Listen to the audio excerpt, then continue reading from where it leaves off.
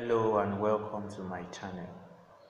Today we are going to explore the powerful use of figure of speech in Niyi Osundare poem, Not My Business.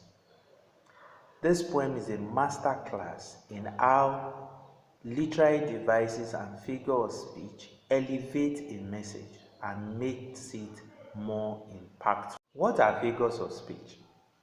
Figures of speech are words. They can be expressions that deviate from their literal meaning. They deviate from their literal meaning to convey a more complex and nuanced idea, emotion, or image. Figures of speech are added to add depth, creativity, and flavor to language in order to make such language more engaging, memorable, and persuasive. Why do a poet like Niyi Osundare or any other poet, why do they make use of figures of speech in their poems? Remember, we are studying the use of figure of speech in Niyi Osundare's poem, Not My Business. However, we want to consider why is there need for poets to make use of figures of speech, because sometimes these figures of speech tend to be very complex and very hard nuts to crack in trying to unravel the meanings in the poem. Poetry is a genre of literature that is quite different from every other genre. It's a genre of literature that does not have the liberty of space, the liberty of space to express itself like other genres. Let me make you understand what I'm saying. Imagine a prose work, particularly a novel. A novel has pages, limitless pages, for the novelist to write and express him or herself with words as much as he or she can. He can, with 2 or 3 pages, explain or describe a particular thing or an event. But poetry does not have such liberty because poetry is written in lines and stanzas. It has the brevity of space and less liberty to express itself with words. As a result of that, poetry employs figures of speech and literary devices in order that 1 or 2 words or few expressions are pregnant with lots of meaning, such that it's 1 word or 2 words will carry so much meaning that a novelist will write in about 2 pages. So the poet employs figures of speech in order to imbibe, to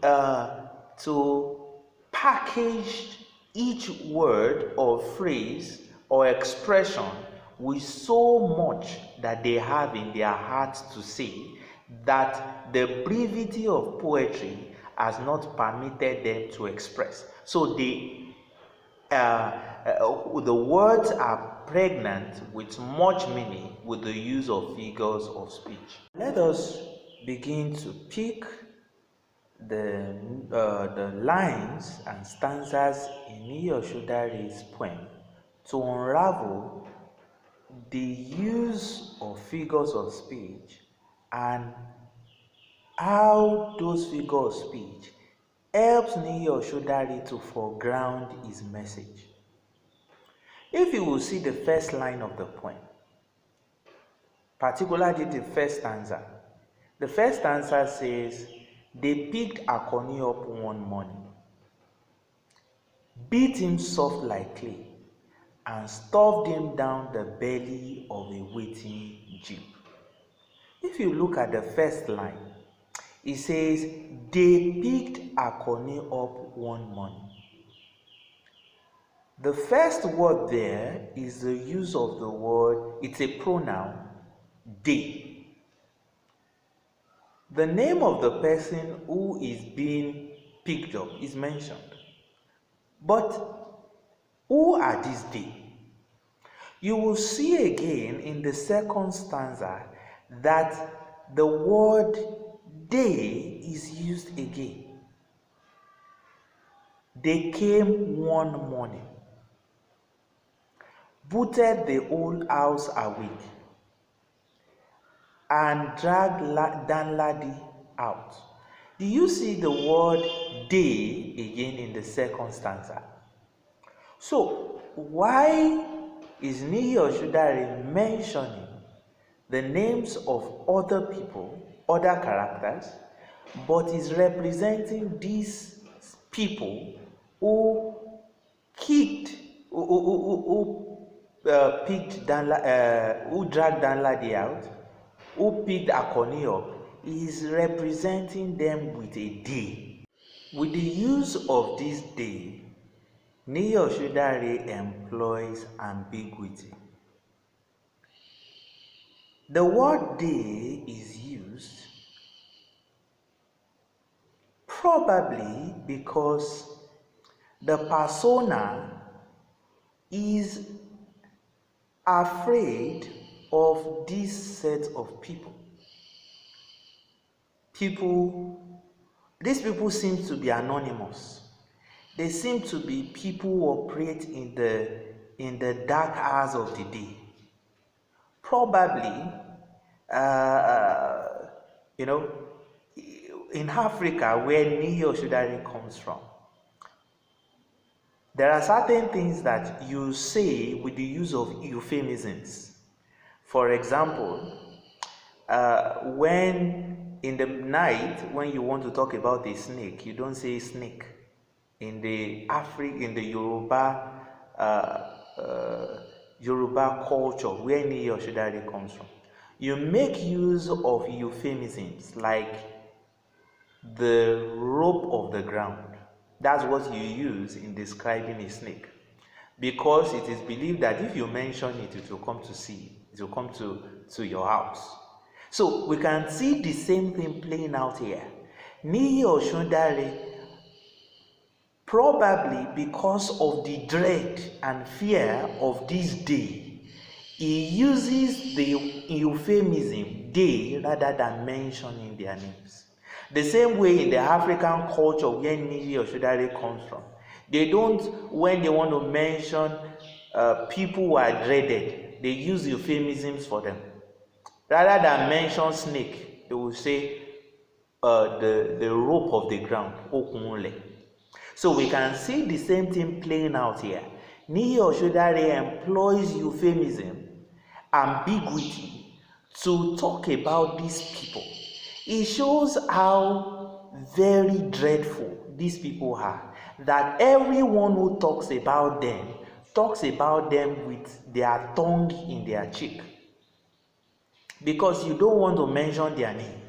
You don't want to be caught mentioning their names. So you talk about them using euphemisms. That's what Niyi Osundare did. That's why this day, in quote, are people who have terrorized the society, that you can't even mention their name, not to talk of confronting them. In the second line of the poem, it says, they beat him soft like clay. Niyi Osundare employs simile, like. Simile is comparing two unlikely things with the use of as or like. Here is comparing the beating that Akoni receives to that of to the kind of beating that a clay receives.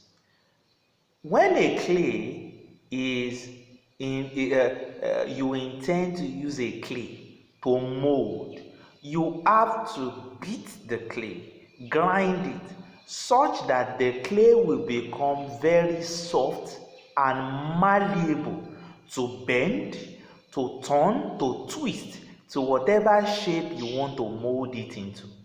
That is what Niyi Osundare is telling us about Akoni's beating. One of the things that this day do is that they subject their victims to torture and inhuman treatment, such that such people become malleable in their hand, such that they can use such people and bend them to either keep quiet or even use them to perpetrate the evil they want to do. You know, like they say in my place that it is when you have not received thorough beating that you will still have enough mouth to abuse somebody, to the person's father. The person beating you still say, your father. When the beating gets to the peak, you will not even be able to open your mouth. So the same thing is applicable in the case of Akoni. They beat him soft like clay. This day subject their victim to serious torture. As we will see, remember, Niyi Osundare is writing the poem to paint or portray in a vivid way the political climate of Nigeria during the military era. When you watch documentaries and interviews by Fela Anikulapo Kuti, he said many times he was tortured. And why was he tortured? He was an antagonist of the military government. So they beat him such that he will keep his mouth shut. They wanted to beat him such that his hardened heart will become melted.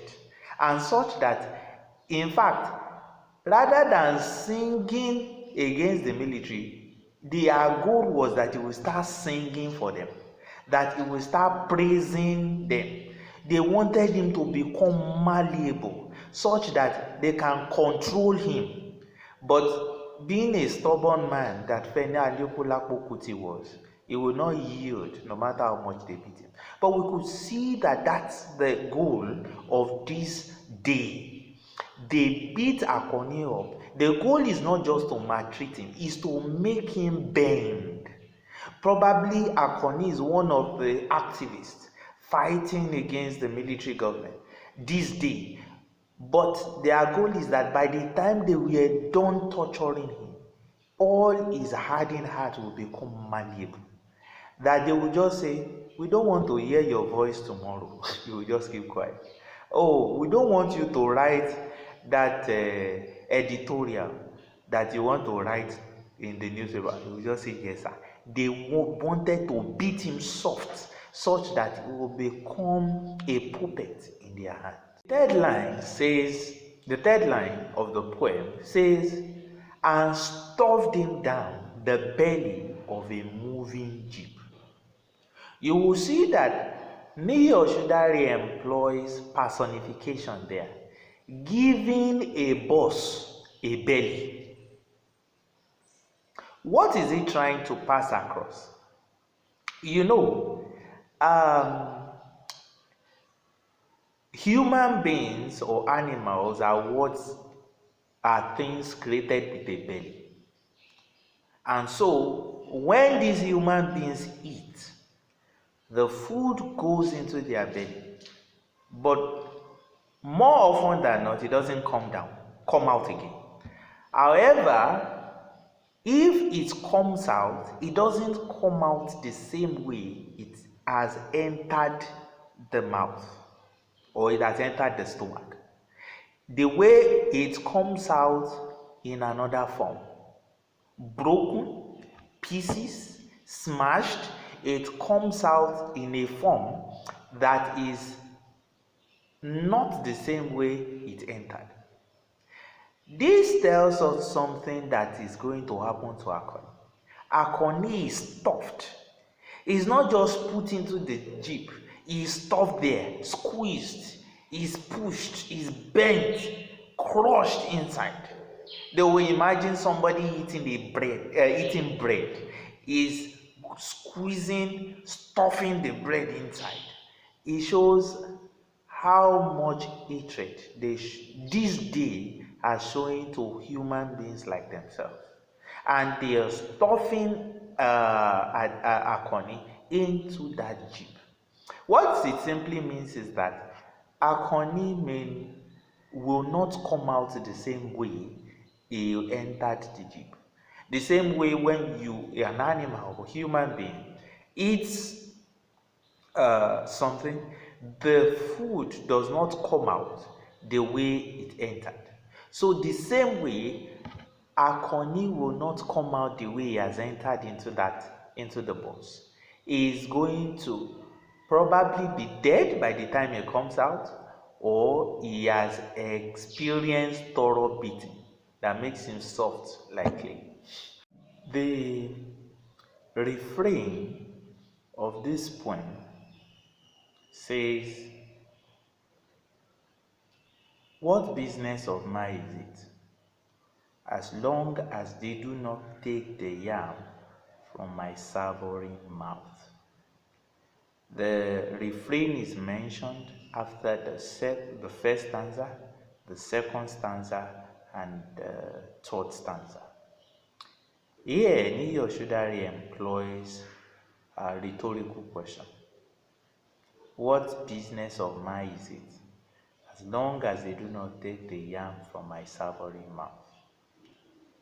It's Niyi Osundare is, like we said in the last edition, is trying to call our attention to the greater evil than the evil that is done by the so-called day.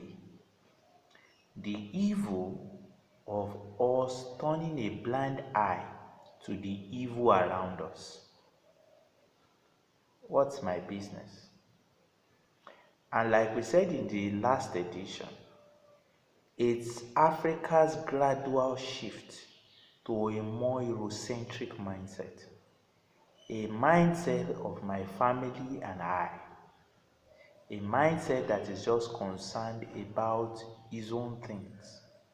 And we said that evil will continue as long as we turn a blind eye to it. And that's what Niyi Osundare employs and foregrounds in this poem. In the second stanza, where it talks about Danladi being dragged away and off to a lengthy absence, Niyi Osundare employs lots of euphemisms in this poem. Off to a lengthy absence. It's a very nice way of saying that Danladi has been killed. So Niyi Osundare employs euphemism. It could be that the persona who is talking, who is saying it's none of my business, is trying to convince himself that it's not worth fighting about. They just took Danladi away. They might bring him back, just trying to convince himself of a reason not to fight and to confront this day. He's trying to justify his reason for not he's trying to justify his reasons for not fighting this so-called day. He says off to a lengthy absence. Why a lengthy absence? And it's also for grounds that, they just bashed into somebody's house, picked him up, and then took him away. It shows the level of injustice, unconstitutional rule that pervades that kind of society, where nobody asks anybody any question, nobody can sue anyone. These days are the high and mighty whatever they say is the final authority. Nobody can question them. They took him to a lengthy absence. Doesn't that like their family who can question this day? It's just because it shows the characteristics of a military government that is a totalitarian and authoritarian. The third stanza says, Chinwe goes to work one morning only to find that her job was gone. That's another personification. The job was gone. As if the job is a human being. So it's like it disappeared. It's like, is that how somebody's job just disappears? It shows that this day they are so powerful and they don't follow due process. The job gone, just disappeared that way. The next line says, no query, no warning, no probe. It now says in the last line of that third stanza, it says, a sack letter for a stainless record. That's a paradox. How do you get a sack letter for a stainless record? It shows that at that time, a person is not rewarded for good works or for diligence to work.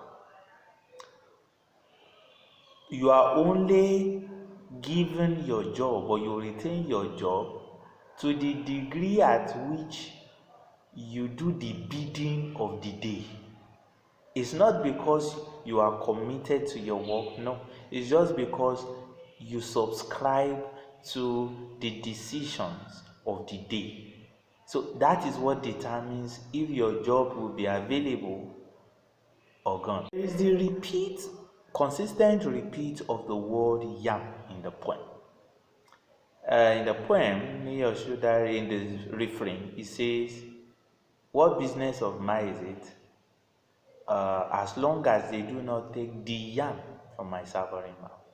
We'll see in the last stanza also that he talks that when he sat down to eat his yam.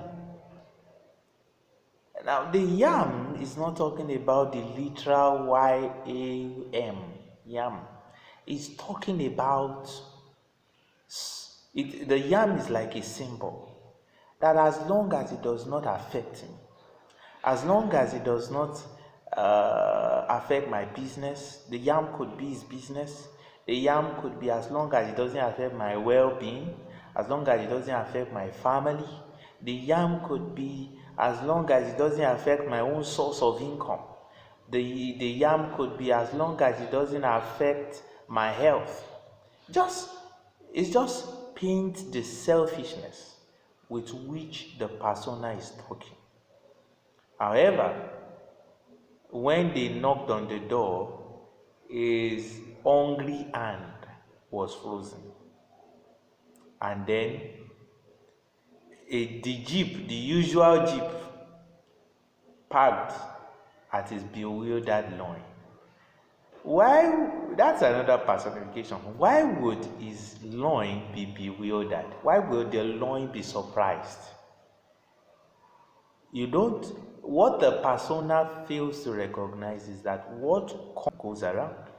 So, because you were silent of the evil perpetrated on others, you would also experience the same. The evil we fail to resist, is what eventually devours us. And that's what Niyi Osundare is saying in this poem. Thank you for listening to this edition of Literature and the Arts. I promise to come more with more interesting works of art. Thank you and God bless you.